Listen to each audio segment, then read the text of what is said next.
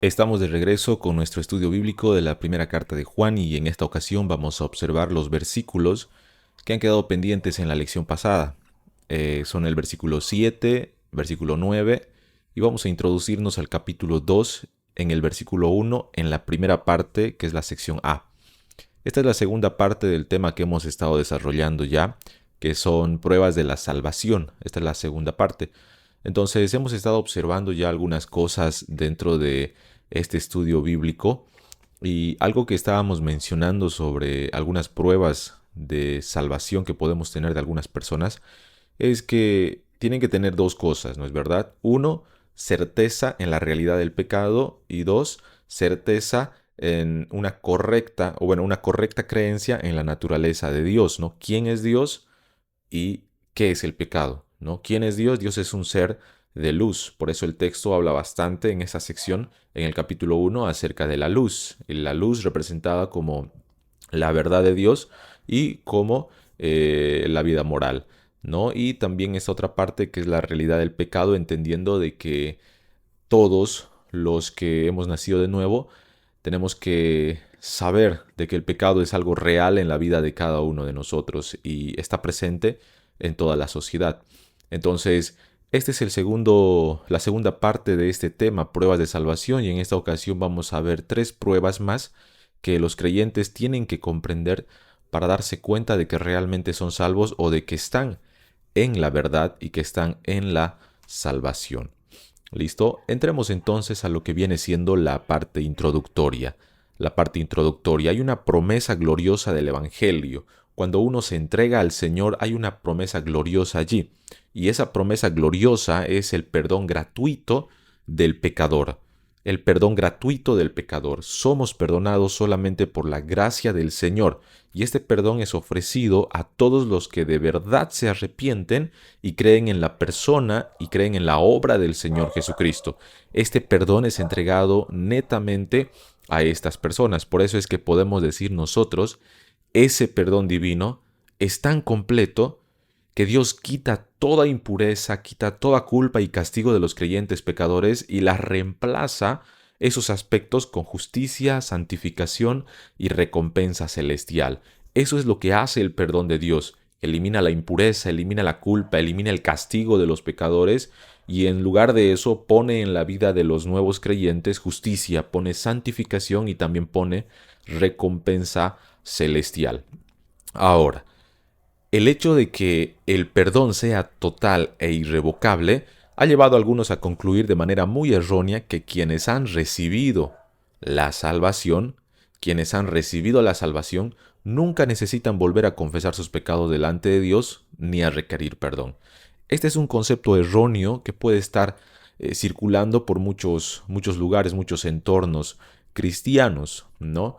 En la comprensión de que, bueno, Dios ya me ha perdonado todo en la cruz, entonces tengo una licencia para pecar y una licencia para hacer cualquier cosa que yo quiera, ¿no? Y dentro de esto está puesto en juego lo que nosotros, como hijos del Señor, creemos de que la salvación es imposible perderla, pero el hecho de que no podamos perder la salvación no significa de que debamos de vivir en una vida de inmoralidad, en una vida licenciosa, ¿no?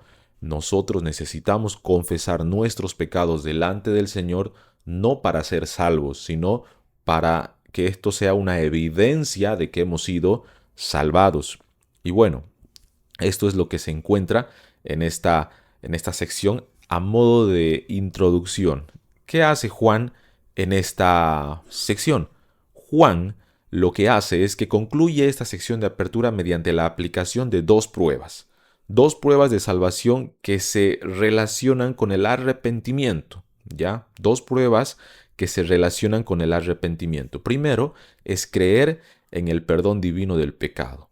Y segundo, practicar regularmente la confesión de los pecados, creer en el perdón de pecados y practicar la confesión de los pecados. Y esta instrucción que nos deja el apóstol Juan en estos tres versículos que vamos a observar en esta ocasión, sugiere que o describe a verdaderos creyentes, todos aquellos que practican la confesión y todos aquellos que creen en el perdón divino del pecado, son verdaderos creyentes. ¿Por qué? Porque entienden la gracia de Dios y entienden también la misericordia del Señor. ¿No? Entienden la misericordia del Señor. Ahora, los verdaderos creyentes, todos los hijos del Señor que se han entregado a Él en arrepentimiento por fe mediante la gracia, o perdón, por gracia mediante la fe, todos estos nuevos creyentes están limpios, confiesan su pecado y vencen al pecado. Y estos son los 3 puntos que nosotros vamos a desarrollar en esta ocasión dentro de nuestro estudio. Los verdaderos creyentes están limpios del pecado. Sin embargo, confiesan el pecado e incluso vencen al pecado. No solamente limpios de pecado, sino que cuando pecamos, confesamos nuestro pecado, y cuando confesamos nuestro pecado es cuando vencemos también al pecado, y también la otra parte donde vencemos el pecado es cuando resistimos la tentación.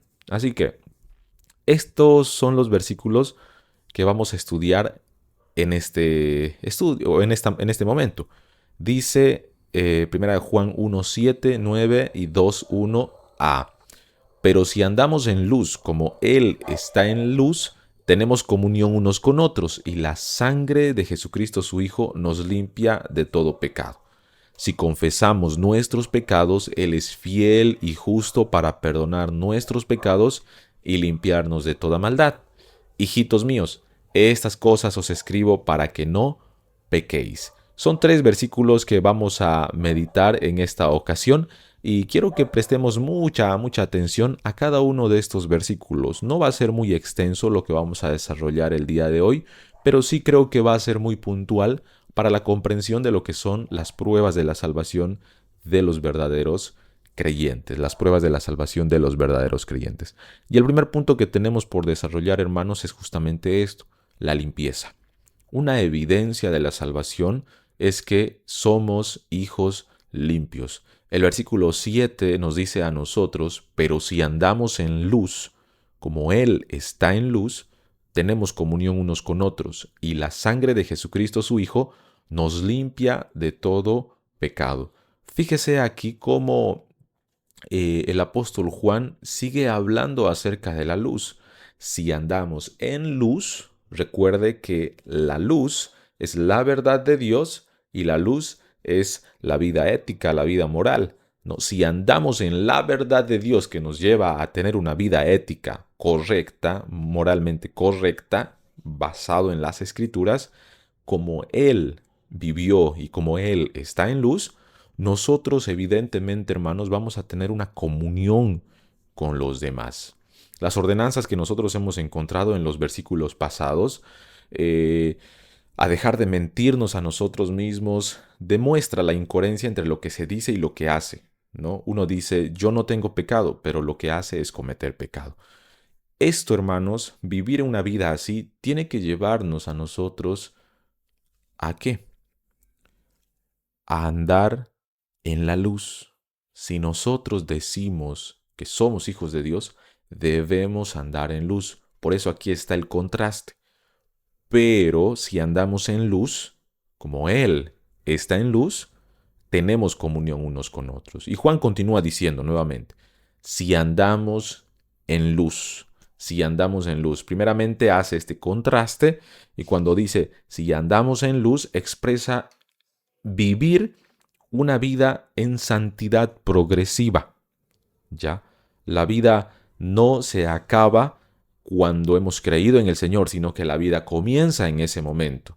Es una santidad progresiva. Somos santos posicionalmente gracias al Señor Jesucristo para ser aceptos en el Padre o delante del Padre, pero también, hermanos, mientras estamos en esta tierra, tenemos la naturaleza de pecado, y nosotros hemos de hacer que esta naturaleza de pecado mengüe, disminuya, sea sometida a la palabra del Señor progresivamente por medio del conocimiento de las Escrituras, ¿ya? Por eso, hermanos, el andar en la luz significa el estilo de vida o la forma habitual de comportarse. ¿Cuál es la forma habitual de comportarte que tienes? ¿Cuál es la forma de vida, el estilo de vida que tú estás llevando? Juan dice aquí: si andamos en luz, como Él está en luz, es decir, que el andar de Cristo siempre fue ser luz en este mundo. Y si nosotros andamos en esa luz, como lo fue Cristo para este mundo, nosotros como consecuencia de eso vamos a tener comunión con los hermanos. Por eso al decir Juan, si andamos en luz, él expresa que la forma habitual de comportarse en luz refleja en tener comunión unos con otros. Refleja en tener comunión unos con otros. Y la antítesis o lo contrario a no andar en la luz, hermanos, es que nosotros vamos a estar sin comunión con los demás. Cuando no estamos en comunión con los demás, no estamos en comunión con Cristo.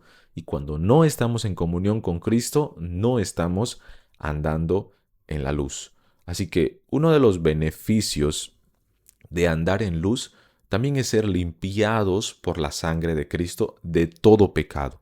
El texto dice, si andamos en luz como Él está en luz, tenemos comunión unos con otros, y la sangre de su Hijo nos limpia de todo pecado. Ese es uno de los beneficios de andar en luz, ser limpiados por la sangre de Cristo de todo pecado. El acto de ser limpiados es algo continuo, no una sola vez.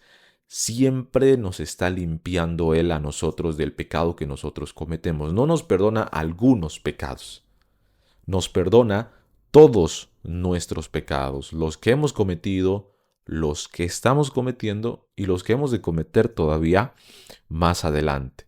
Por lo tanto, andar en la luz, como Él está en luz, implica una comprensión de una vida enfocada en Cristo. Debo enfocarme en Él, en Cristo, como decía el autor a los Hebreos, puestos los ojos en Él. Mirándolo a Él, yo debo vivir en esta tierra. Ahora, todo esto que le estoy mencionando, fíjese cómo va de acuerdo al contexto en el que estaba viviendo el apóstol Juan. Recuerden, los falsos maestros, las malas ideas, las malas concepciones acerca de la divinidad de Cristo, todo esto los estaba apartando de la verdad. Todo esto está en contexto con lo que encontramos nosotros en Juan, en el tiempo de Juan. ¿Qué pasaba allí? Estaban negando la divinidad de Cristo, habían ideologías, habían pensamientos completamente erróneos que estaban apartando a los hermanos. Entonces, mire cómo es esto. Hermanos, cuando comprendemos nosotros bien quién es Cristo, entonces nosotros vamos a andar en luz, como Él anda en luz. Y si nos equivocamos en este andar diario, lo que nosotros hemos de hacer, hermanos, es ir a Cristo para que Él perdone esas faltas que estamos cometiendo, para que Él perdone esas faltas que estamos cometiendo. Dejando la vida de tinieblas, ahora hacemos lo que nuestro ser regenerado debe hacer, agradarlo a Él en todo, agradarlo a Él en todo. Entonces, el camino de la santificación es guiado por el ejemplo santo de Cristo. Camino en santidad porque el que me salvó vivió una vida santa. Cuando andamos, hermanos, alumbrados por el Evangelio, nuestras vidas se verán evidenciadas en la comunión con otros. Recuerde, lámpara es a mis pies tu palabra y lumbrera a mi camino. Limpieza. Esto habla de limpieza también. Por más que haya luz, si no hay limpieza en el camino, pues vamos a tener mucho obstáculo para poder avanzar. Por ende, si está la luz del Evangelio va a disipar todos los obstáculos para que yo tenga comunión. Si hay algo en mi vida que es un obstáculo para tener comunión con los demás, el Evangelio debe eliminar eso de mi vida para que yo pueda andar en una correcta vida cristiana. En una correcta vida cristiana. Cuando andamos alumbrados por el Evangelio, nuestras vidas se ven evidenciadas en la comunión con otros. Todo pecado que hemos cometido, todo es perdonado y es limpiado gracias a la sangre de nuestro Señor Jesucristo. Ahora, el perdón o la limpieza no ocurre solamente porque sí, no ocurre por un acto o por algo así sin que nada se haga, sino que, hermanos, el texto nos va a decir a nosotros que se debe hacer algo al respecto para poder ser limpios. Por eso en el versículo 9 nosotros vamos a encontrar esta afirmación, que viene siendo nuestro segundo punto, como la confesión. Versículo 9 dice, si confesamos nuestros pecados, Él es fiel y justo para perdonarnos nuestros pecados y limpiarnos de toda maldad. Nuevamente encontramos la palabra al finalizar, limpieza. La confesión está ligada a la limpieza. Si confesamos nuestros pecados, Él es fiel y justo para perdonarnos nuestros pecados y limpiarnos de toda maldad. Algo muy interesante aquí es que Juan utiliza una palabra que es muy conocida por muchos. En muchos teléfonos móviles ustedes van a encontrar esta palabrita que dice homologado. Tal vez no es el sentido en el que lo vamos a utilizar, pero Juan utiliza este término que es griego, homologueo, para dar el sentido de hablar lo mismo. Eso es lo que significa homologueo, hablar lo mismo, y Juan lo utiliza para expresar la confesión, ¿ya? En términos bíblicos, la confesión es ponerse de acuerdo con Dios en lo que Él dice que el pecado es. Juan dice, si confesamos nuestros pecados, o por decirlo así con el término original, si homologamos nuestros pecados, es decir, si hablamos lo mismo sobre nuestros pecados, hablar lo mismo ¿con quién? Después tenemos un pronombre personal, Él es fiel. Si hablamos lo mismo sobre nuestros pecados, Él es fiel. ¿Con quién hablamos lo mismo sobre nuestro pecado? Con Dios. ¿Y qué dice Dios de mi pecado? Que eso rompe la relación con Él. Entonces, si Él dice que mi pecado rompe la relación con Él, entonces yo debo hablar lo mismo.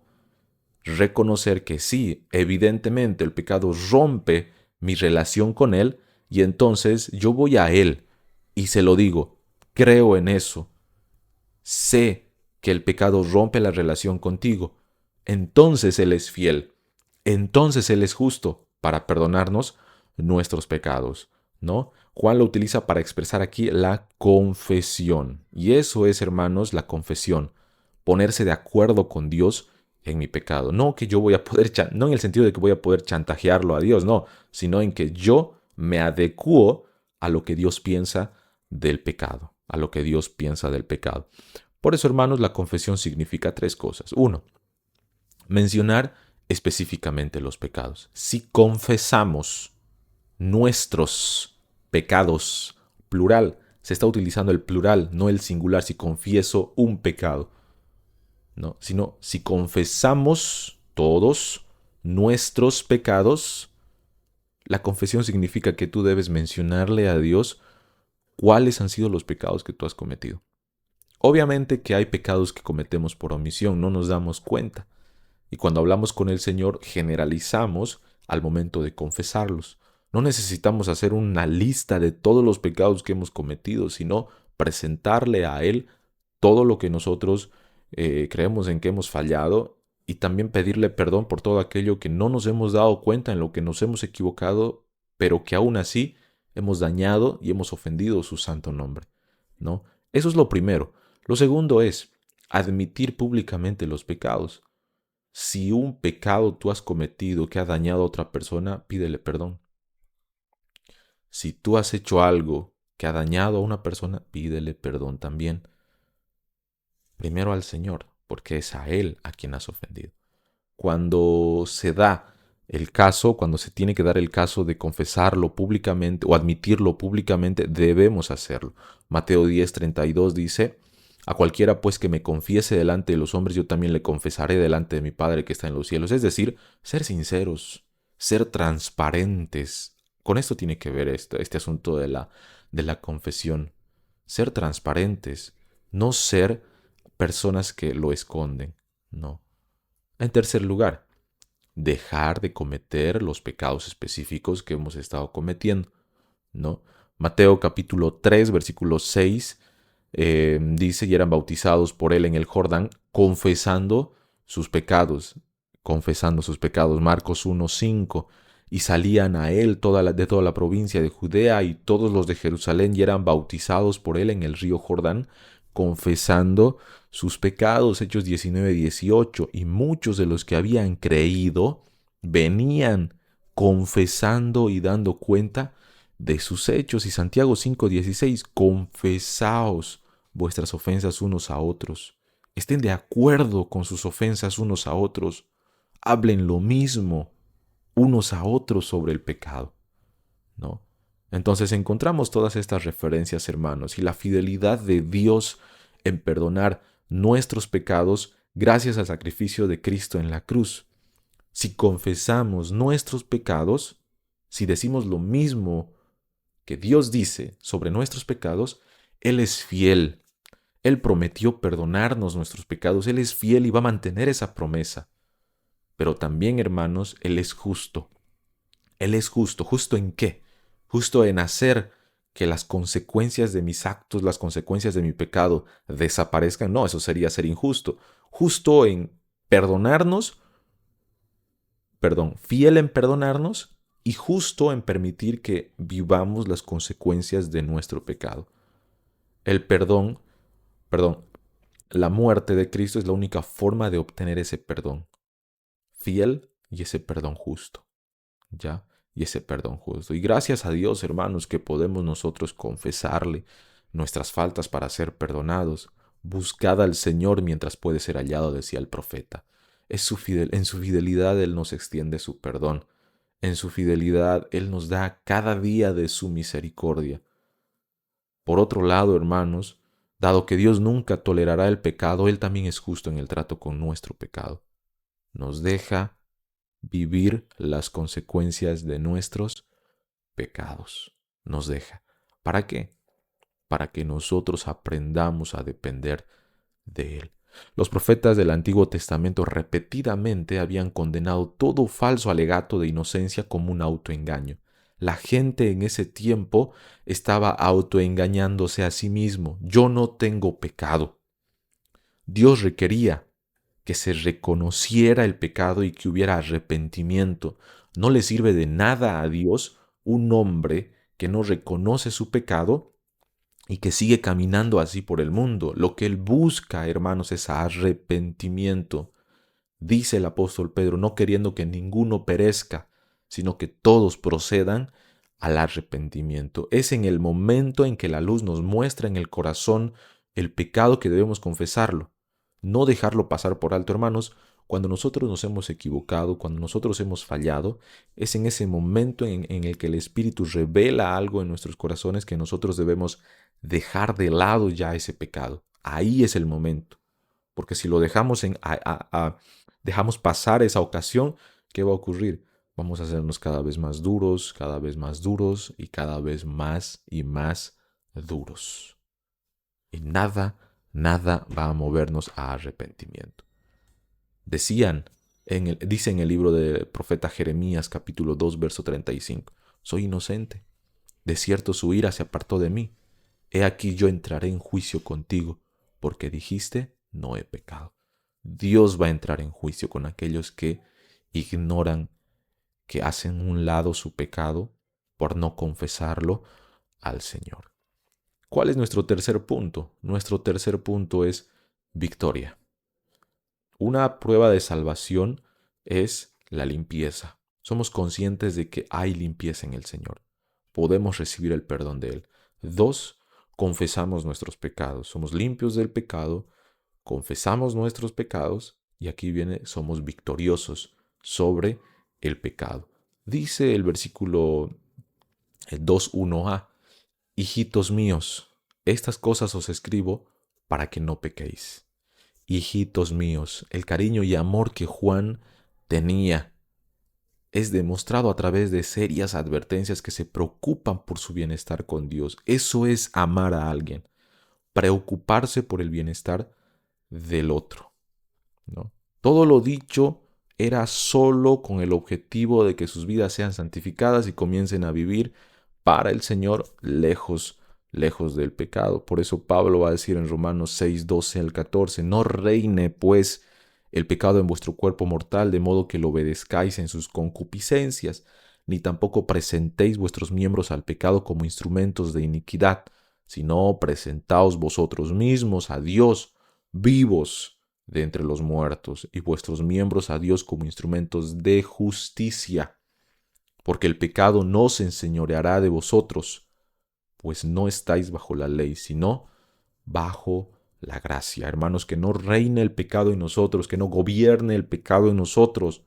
Ya no estamos bajo la ley, estamos bajo la gracia. Podemos ir a Él en perdón. Si has cometido un pecado, si te has equivocado, si has fallado al Señor, no dejes que el temor a acercarte a Dios te invada y haga que no te acerques realmente a Él. Ve a Él. Corre a sus brazos. Él está allí para perdonarte. No te va a condenar por el pecado que has cometido. Él va a perdonarte. Con lazos de amor te va a abrazar. Acude a Él y deja que Él sea tu redentor. ¿Por qué? Porque hay victoria, hermanos, sobre el pecado mediante Cristo. Cristo venció a la muerte en la cruz del Calvario. Nadie puede decir que no puede. Nadie puede decir que no puede vencer al pecado. El Espíritu Santo, hermanos, nos capacita a nosotros para que tengamos victoria. Continúa diciendo Pablo, ¿qué pues? ¿Pecaremos porque no estamos bajo la ley, sino bajo la gracia? En ninguna manera. ¿No sabéis que si os sometéis como esclavos para obedecerle, sois esclavos de aquel a quien obedecéis, sea del pecado para muerte o sea de la obediencia para justicia? Pero gracias a Dios, que aunque erais esclavos del pecado, habéis obedecido de corazón a aquella forma de doctrina a la cual fuisteis entregados, y libertados del pecado, vinisteis a ser siervos de la justicia. Aquí está, hermanos. Si nosotros nos sometemos al pecado, si seguimos deleitándonos en el pecado, somos esclavos de eso. Pero Cristo ha venido a darnos libertad del pecado, para ser siervos de la justicia, para obedecer de corazón aquella forma de doctrina a la cual hemos sido nosotros entregados. El amor paternal que Juan tiene aquí recuerda que lo escrito es para el estímulo a no pecar, a no caer en el error de los versículos anteriores, de engañarse, de decir que no han cometido pecado. Y esto es lo que Juan quiere cuidar de la iglesia. Por eso les escribe todo esto. Estas cosas les escribo para que no pequen. No nieguen la realidad del pecado, no nieguen la divinidad de Cristo, no nieguen que ustedes pueden acercarse a Él y recibir el perdón para sus almas. Él está ahí con la gracia para cada uno de nosotros. Hay victoria, hermanos. Y vamos a entrar a la parte de las aplicaciones. Tenemos 3 aplicaciones, hermanos, en esta ocasión, sobre las 2 pruebas que debemos notar de aquellos que son cristianos. Primero, todo creyente verdadero busca la limpieza de sus pecados mediante el perdón por su sangre, entendiendo que debemos andar en luz como Él está en luz. Todo creyente verdadero busca la limpieza de sus pecados mediante la sangre, mediante el perdón por su sangre. Si tú estás en Cristo y te has equivocado, busca el perdón de esos pecados en el Señor. Acude a Él en oración, habla con Él y dile que te limpie, que te purifique. ¿Cómo? Confesando. Por eso nuestra segunda aplicación es: todo creyente verdadero mira el pecado como Dios lo ve y lo confiesa a Él. Sabe que Él es fiel en perdonar y justo en permitir que vivamos las consecuencias de nuestros pecados. Decirle al Señor: Señor, yo sé que eres fiel para perdonarme mis pecados, pero yo también sé, Señor, que tú eres justo para que yo viva las consecuencias de mi pecado. Pero hermanos, no nos va a abandonar por dejar vivir nuestras consecuencias, sino que en eso Él nos va a acompañar también para salir adelante. Y en tercer lugar, todo creyente verdadero debe reconocer que hay victoria sobre el pecado. Gracias a Cristo hay victoria. ¿Pecaremos porque no estamos bajo la ley, sino bajo la gracia? En ninguna manera, dice el apóstol Pablo. Tenemos la Escritura para mostrarnos cómo debemos vivir en este mundo. Tenemos su palabra que nos guía, que nos instruye, que nos capacita para vivir para el Señor. Entonces, hermanos, espero en el Señor de que todos nosotros podamos crecer en gracia delante de Él y que podamos ser limpios, que podamos confesar nuestros pecados y que podamos vivir en victoria, porque Él nos ha dado la victoria. Él nos ha dado la victoria. Nada nos va a separar de Él, hermanos. Absolutamente nada. Te agradezco por estar en esta ocasión estudiando junto conmigo. Esta es la lección número 4 de nuestro estudio bíblico de Primera de Juan. Te invitamos a que puedas suscribirte a nuestro canal si te está siendo de bendición todo el material que estamos compartiendo. Recordarte que al inicio en la parte de descripción de cada video, tú vas a encontrar un enlace que te va a llevar a encontrar los documentos para que tú puedas seguir el estudio bíblico. Ahí vamos a dejarte las diapositivas si no necesitas usarlo en algún estudio, y también vamos a dejarte las notas de todo este estudio para que tú puedas también repasarlo y compartir con otras personas que tú quieras. Te saluda tu hermano en Cristo y esperamos vernos la próxima semana. Bendiciones.